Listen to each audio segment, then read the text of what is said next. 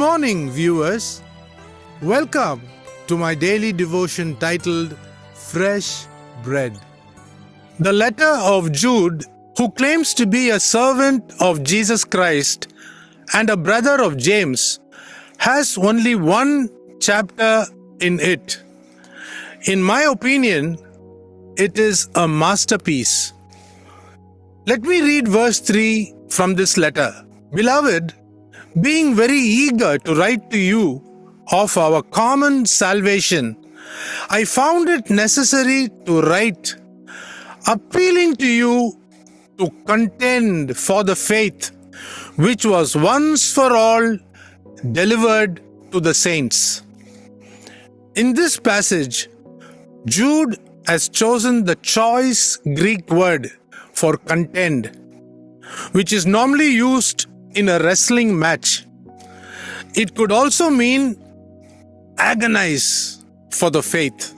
In Apostle Paul's second letter to his spiritual son Timothy, he writes very clearly, "Do not be ashamed of the Lord or of me, but share with me in the suffering for the gospel." Read chapter 1, verse 8. Apostle Paul never said, choose life, like many prosperity preachers say today, but tells Timothy, share with me in my sufferings. When truth comes out of a servant of God's mouth, there will be suffering, even persecution. Again in the same letter, in verse 12, Apostle Paul says, "Hey, I have trusted our Lord Jesus Christ." At this point, let me remind you, people of God, the opponents of Apostle Paul were all Christians and not unbelievers. In the second chapter, in his second letter, read verses 3 to 5. He tells Timothy, "Do not be entangled in civilian pursuits." The term entangle means to mix with the world for the sake of livelihood. A soldier, Paul says, should be available whenever the country needs him. In this case, the unseen heavenly kingdom needs the soldier. Let there be no negotiation with the enemy. It's nothing but fighting time and just warfare. So compete, contend, struggle, bleed if you have to, agonize, strive, is what Jude is saying. Very cogently, Apostle Paul tells Timothy, no distractions to the soldier, no disqualification to the athlete, no distrust to the farmer.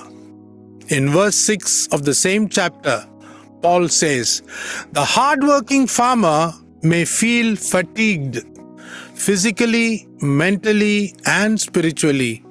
But remember, the Lord is always faithful in sending the rain at the right time. Trust God for the rain. Trust Him only. Ask Noah, he will give you the right answer. Ultimately, in 2 Timothy chapter 2, verse 15, he says, only God should approve who you are. Close your ears to the jeering and mocking comments of people around you. What Jesus thinks truly matters. Have a great day. Here's a lovely song written by Paul and Michael Mills, titled Thou Art Worthy. Thou art worthy, thou art worthy, thou art worthy, O Lord, to receive glory, glory and honor, glory and honor and power. For thou hast all things created, for thou hast created all things, and for thy pleasure they are created. Thou art worthy, O Lord.